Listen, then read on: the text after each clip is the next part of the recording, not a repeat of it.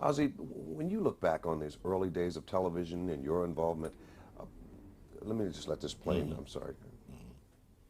That was a jet, in fact. The sound, you tell me that's okay to go? You're clear. Yeah. Good. Okay. Ozzy, when you look back on those early days of television and your involvement in television, what's most important to Ozzy Davis? There certainly were two events in television that were and still are of major importance to me. Um, the first, of course, was a television series called With Ossie and Ruby for Public Broadcasting System, which we did for 2 seasons out of KERA TV in Dallas. And the wonderful thing about the program was that we were permitted to do what we chose to do. Television, in essence, said, look, here's the money, go do the programs, and when you finish, bring it back to us in the can. And they never came to see what we were up to, never looked over our shoulders or whatever. But in that series, it was a 30-minute show, and we could use those 30 minutes any way we wanted to. We did interviews, we did pastiche shows, we did dramas. I wrote 3 or 4 things. Ruby wrote 3 or 4 things for with Ossie and Ruby, and the truest freedom, creative and otherwise, we've ever had in the art world was given to us, handed to us, in connection with that series with Ossie and Ruby. That's number one. Number two was Roots. Ruby Dee, my wife, is the godmother of the whole of Roots. She was in Moscow attending a film festival with David Wolper. Before that, she and I had met an interesting man, and he had told us a strange story of tracing the story of his own family all the way back to the time when they were in Africa before slavery. You know, a young man named Alex Haley. We listened with fascination as he told the story, and he was a good storyteller, by Kunta Kinte, and going to London and searching the records and finding it. And we knew this story. So in Moscow, David Wolper talking to Ruby Dee, trying to find out what some of the things she would like to see television tackle. Ruby mentioned this particular author who hadn't yet written anything, hadn't written the book. So David thought of it, I guess, and that was the end of it until later we came back. Well, she came back from Moscow, and later he called and said, Ruby, what was the name of this guy who had this story about his family going all the way back to Africa? And she said, well, Alex Haley. And she said, well, how can I get in touch with him? Well, we had a number. So it was through Ruby's suggestion and intervention that the whole project came into being. Now, in the very first presentation of Roots, Ruby and I both were asked to be actors in it, but we were tied up and not free. So neither of us, showed up in Roots. It was only in the second, Roots, the Next Generation, I think was the title, that we had parts. But it was Ruby, and God bless her for this, who put Roots on the table as far as television is concerned. Roots ended up being one of the biggest events that's ever happened on television. It is true. And the consequences of Roots, as we've tried to explain them, it will explain in a sense why they had such a large audience. You remember in the 60s and in the 70s, the whole black community was in a rebellious state. And the whole American community, thinking it understood black folks, were surprised as well as frightened. Well, good God, what do you want? What's the problem? We thought that you love music and singing and dancing and all of that, and we thought you were doing fine. Here, of course, you've exploded, and we can't resolve your problems. Who are you people? So there was a tremendous amount of curiosity in America, even among black folks, as to who we were. We told the world we ain't what you thought we were all those years. We through being that, We somebody else. We ain't niggers, and we ain't your comfortable colored folks either. We somebody else. And the world said, well, who the hell are you? So in a sense, Roots came along and gave the world and America and black folks a chance to answer that question. This is who we are. This is our history. This is where we came from.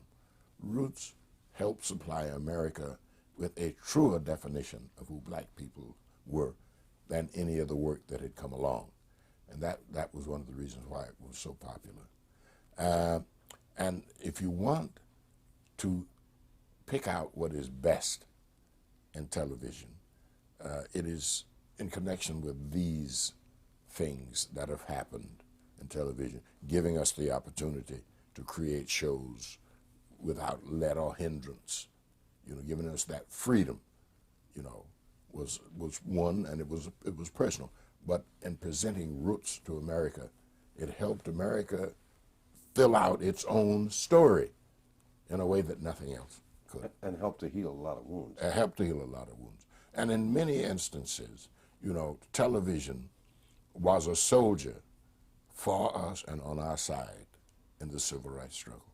We've never really given full credit to what the camera and the lens and the microphone helped us to accomplish in those days. It became an ally. Absolutely.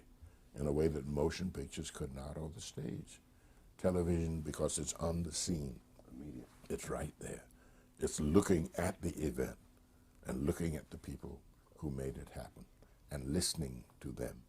The reality of the event is put on your table. And when it came time for the civil rights movement to give way to the Vietnam War, then we saw the effect of television and how it could have an impact on what America thought and felt and did. And so when you think back to a young Ossie Davis sitting at the dinner table with your mom and dad, and they told these stories, and then you fast forward ahead to this advancement in technology, television. It's unfolding at the dinner table with these stories. I mean, It's true. what happened at the dinner table is as important today as it was when you were growing up. Well, that's true, and that's one of the things that give us pause. The prevalence of television, this effectiveness, has invited technology to come in and do even more. And we as a people are easily distracted, and television comes with novelty, and we follow it, like kids following the Pied Piper. There is the danger that in our adoration for the technology that gives us television, we will throw out the baby with the bath. We'll forget the story that held our interest at the breakfast table. And once we forget that, we become what Edward Murrow feared we might become, a box with wires. I pray, I fight, I hope that with all of our technical and technological permutations, with all our excellences that we are creating, we never forget that the purpose behind it all is to bring that story that was so important at the breakfast table to life, that we mustn't compromise our humanity, in order to create excellence in the world of technology. Technology was created for humanity, not humanity created for technology. I would say television, in the generic term, may be the most powerful communicative force on the face of the earth now, with the power to create changes that took centuries to achieve in the past. And that's a great gift, but also a great threat. You know, if we leave behind our humanity, if our capacity to care for each other, our need to love, our need to heal, and pursuit of sensations that, you know, have begin and end in themselves. If we do that, television will help destroy the very world television helped to create. Now, Ossie, I'd like to talk a little bit about some of your work. Pearly Victorious, stereotyping. It's about the best way I could get into this. But you were involved in even stereotyping yourself. Yes. Well, the whole point of Pearly was to take the stereotypes and not to deny them, but to so fill them with exaggeration that they would explode under their own weight. You know, we had the Aunt Jemima, we had the Uncle Tom, we had the ranting preacher with words that he didn't know. So instead of denying that this is what black folks were like, we embraced it and made the stereotypes give out a message that would make you think as well as laugh. Oh, Pearly Victorious was happy times for me as a writer. Now, appearances in the mid-'60s on television. Car 54, where are you? I mean, that would be the last place I expect to find Ossie Davis. Yes, that was when television, you know, hung out in the Bronx. Fred Gwynn, marvelous man who died, and I forget the name of the other actor. In the early days, you know, when television was still trying to find its basic format in its feet, much experimental work was going on, and Nipsey Russell and all. And they were fortunate, I mean, they were kind enough to call me in, and there I was, and, you know, I took pretty good care of myself, and I learned a lot. Now, you also did some writing for East Side, West Side. Yes, I had forgotten that I did write a script for, several scripts for television. I had a friend, Arnold Pearl, who had done The World of Sholem Aleichem, where Ruben and I had worked in '55. Arnold went into motion pictures and into television, and he created this story series, East Side, West Side, and he invited me as a friend, you know, to see what I could do. Arnold was always trying to help people to teach them, so I wrote a script, which I forget the title of it. Eventually, Arnold had to take it and, you know, televisionize it, but it was my story, and it was my contribution to East Side, West Side. Yes, sir. Now, a number of other appearances in the '60s. I'm just going to tick these off and get your response to each one, if you don't mind. The Fugitive. The Fugitive. Well, that was wonderful, out at the Sam Goldwyn studio, because it was such a big hit, and to be involved in it, you know, was not only something about prestige, it was also about pay. And it sort of validated for me my status as an actor in television. I could do grown-up television, you know. And I also met Richard Jansen, who turned out to be a very nice guy, and his mother and all of that. That was a wonderful thing. But The Fugitive, you know, was one of the first television shows that sort of everybody would stop what they were doing and listen to see what was going to happen next. So, yes, I was part of that, too. 3 episodes of Run for Your Life. Yeah, Run for Your Life. There was, Ben Gazzara, and the actor, the director, Leo Penn. And I was in the episodes, and one episode was a moment to me because it was about Sugar Ray Robinson, and I was in that particular one. And yes, what can I tell you? I enjoyed it, and it wasn't bad. Now, you also had your first television movie, I guess, The Outsider. How did that come about? Somebody picked up the phone and called me. You know, they were doing this pilot with Darren McGavin, and they wanted me to play Lieutenant Dempsey. And of course, I read the script and I leaped at it, because Darren is a fantastic actor. And this was one of those scripts that you would expect really to find in motion pictures being done on television. So it had all of that going for it. And the part I played was a mature detective. It had none of the black things that, sometimes you have to play the black news and all. It was a straight up and down character that could have been played by anybody, and it really was on time. And I enjoyed that, man. That was something. I wish the series, had gone longer and I could have played Lieutenant Dempsey, because I had Dempsey that I hadn't used yet. You were holding back some Oh, Dempsey. yeah, I had some Dempsey that was, ready to be exploited. Now, you also made an appearance on Bonanza with Michael Landon. Yeah. What was that experience like? Well, Michael Landon. Michael is first a personality as well as a persona. There's a human being there. There's a writer there. There's a person who has a personal interest in you. There's a person who consults your feelings about what it is you're doing. And there's a person who, in a sense, because he is also behind the camera, winds up on your side. He's not the star, he's not the big, he's somebody out here trying to make it as well as you are. This leaves, gives you a Michael Landon, that you never forget. And I was affected when Michael died, because I always knew that as long as he was there, something would be coming forth. He was a very creative person, and that whenever that something came forth, there was always a chance that I would have a pretty good part. I hated to see little Joe go. He was quite a man. Now, Ossie, your life has been so full. You've been on all sides of the camera, but you made your directorial debut with Cotton Comes to Harlem. Mm-hmm. What was that like for Ossie? Sort of, well, not frightening, but totally unexpected and totally unplanned for.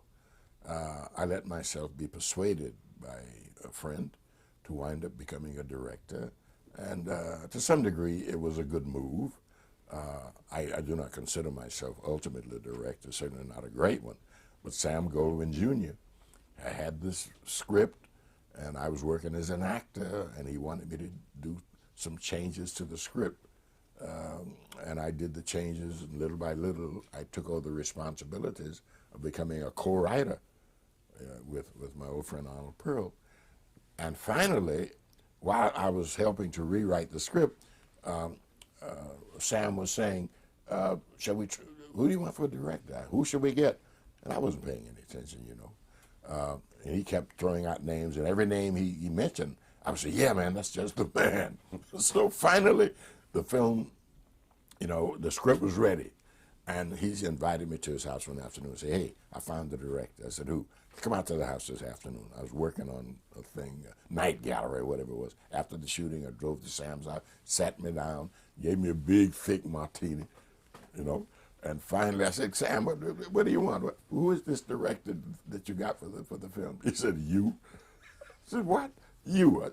Sam, you're out of your head. I said, no. I've been to United Artists. They accepted. Everybody's willing to go. And I've got just the cinematographer, everybody you need. I said, Sam, I never directed a film. He says, you got to start someplace. And I'll put behind you everything you could possibly need to direct the film. And I said, well, let me talk to Ruby. I talked to Ruby. She wasn't too enthusiastic about it. But she said, well, if you want to do it. Okay. Ossie, you were telling us that he called you over to his home, poured you a strong drink. Yeah. I was in Hollywood at the time, working in Night Gallery, with Roddy McDowell and all that sort of thing. Having a marvelous time. Meanwhile, the script for Cotton Comes to Harlem had been finished, and the question of who was going to be the director had to be resolved. While working on the television show Night Gallery, Sam called me and said, Ossie, I got the director. I said, who? Come to the house and I'll tell you. After work. So I drove out to his house after work. He sat me down. "You want to have a drink?" I said, "Yeah." He gave me a very thick martini in a mug. So I began to get suspicious. I sipped the martini, and it was nice and strong. And he kept talking. I kept sipping. So I finally said, "Sam, who is the director you brought me out here to tell me about?" He said, "You." I said, "Me?" He said, "Yes, you." I said, "I've never been a director." He said, "It doesn't matter." I said, "But how can I?" He said, "Look, I've gone to United Artists. I've gone to all the people involved in the making of the picture. They all think you'd be a director. So, what do you want from me?" So I said, "Sam, let me talk to Ruby about it." And I talked to Ruby, and though she dragged her feet for half an hour or so, she finally said yes. And finally, I agreed to become a film director. Cotton Comes to Harlem is the result of that. Uh, when and how did you meet Ruby, and how did you fall in love with Ruby Dee? Well, I met Ruby at a rehearsal down at the New Amsterdam Theater, where the Lion King is now, in, I suppose, December of 1945, in the first play that I was ever involved in. She was an understudy who ultimately took over the role, and I got to know her, and we got to be friends. When the play finished, we were both hired for the transnational production of a play called Anna Lucasta. And we went from Bridgeport, Connecticut, playing here and playing there, all the way out to the West Coast. A week in Cleveland, a week in Cincinnati, 3 weeks in Detroit. And we had our Pullman and carry on. And I got to know Ruby, and I liked Ruby a whole lot, but there was nothing very serious between us. On the West Coast, somebody wrote Ruby from New York that they were going to make a film with Joe Louis called The Fight Never Ends, and there was going to be a colored producer, Bill Alexander. Well, this kind of stuff excites Ruby. She says, "I'm going to go back to New York and do the film. And why don't you come back?" I said, "Ruby, I'm in the show to save money, to go to Columbia University to study playwriting. So I'm going to stay till the end. If you got to go, okay, go." She went. I stayed till the play was over. Then I came back to New York and was met at Grand Central by Ruby Dee. And she looked so beautiful. And she'd come just to see me, which sort of surprised me. And I said, "Ruby, how's the film going?" She said, "Well, that's just what I want to talk to you about. Could we stop in here and have a cup of coffee?" I said, "Yes." "So, Ruby, how's it going?" I said, "Ossie, it's finished. The film is finished." I saw it. And it's a lovely film. Joe Louis is in it. I'm in it. I said, "Yes." He said, "The only thing is, it's still in the lab, and we can't get it out. And everybody's money is exhausted, and we just need some more money. We got to have some money, get it out of the lab." So I said, "How much do you need, Ruby?" She said, "Well, how much have you got?" Well, I had accumulated about $3,000, and I let Ruby talk me out of the $3,000. And then I went to matriculate and paid no attention for the next 3 or 4 weeks, lived in the Bronx. One day, knock sound on the door, opened the door, Ruby stands there looking at me with very sad eyes. I said, "Come in, Ruby." And she came in. I said, "Sit down." She said, "No, maybe you better sit down." I said, "What's the matter?" She said, "Well, Ossie, I got your money, $3,000, and I promised you that as soon as the film got out of the lab, it was going to go into distribution, and the first money we made was going to come back to you." I said, "Well, we got it out of the lab, but lo and behold, the sheriff was standing there with another lien. He took the film, and we tried again to raise money. We can't get money anyplace. So it looks to me like, I can't keep my promise to you. I've caused you to lose your money, and I'm sorry." And she turned to go, and I said to her, "Hold on, Sister Ruby, you took my money here, and I think we ought to talk. How am I going to protect my investment?" Well, out of that conversation, we ultimately married and all that. But so you see, we never married for love. I didn't. I married for money. So to this very day, if Ruby shows up with $3,000, he's free to go. But 50 years and the child ain't made it. So that's the story of our romance. It's all about money. And it's 51 years now. 51 years, and she ain't made it back with the 3,000 yet. Now, looking back, let's take a look back. How do you envision television for the next century? What do you see television doing? I see television ultimately melding itself into a communications instrument, and I don't know what we're going to call it. It will absorb all of the other venues, cable, motion pictures, recordings, and whatnot. I see technology changing things so that we won't recognize them in 10 or 15 years. I don't know what television will be at that time. It will still be the projection of stories through images, hopefully to make an impact on the audience. What will happen will be determined a great deal by the advertising industry. And the advertising industry doesn't always, out of its own needs, serve the basic needs of our humanity. So I don't know where television is going, and I don't know if there'll come a point where I'll have to say, well, television, you go your way and I go mine. I don't think that is human. I don't think that's fair. I don't think that's what we should be involved in. So I got to get off.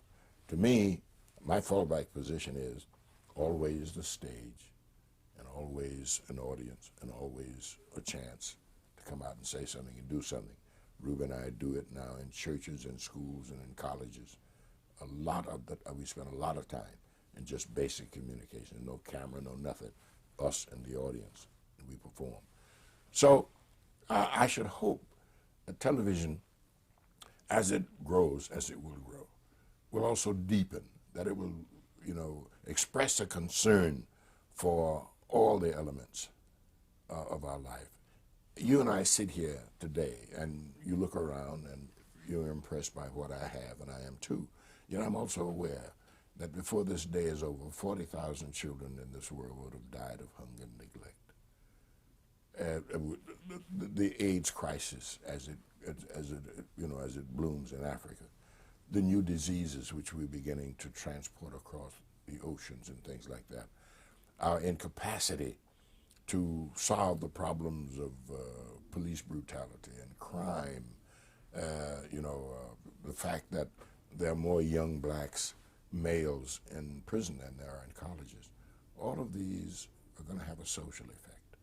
Television, as one of those voices, could help us resolve those problems, but it may be too busy selling us goods and services to do the deeper things that are required. I pray that that's not the case. I have great hopes for television, but I sleep with one eye open. Okay. Now, Ossie, I promise you, I've got 3 more questions I got to ask, and we're done. Okay? Okay, sure. Wait, can we make a quick tape change? You all right?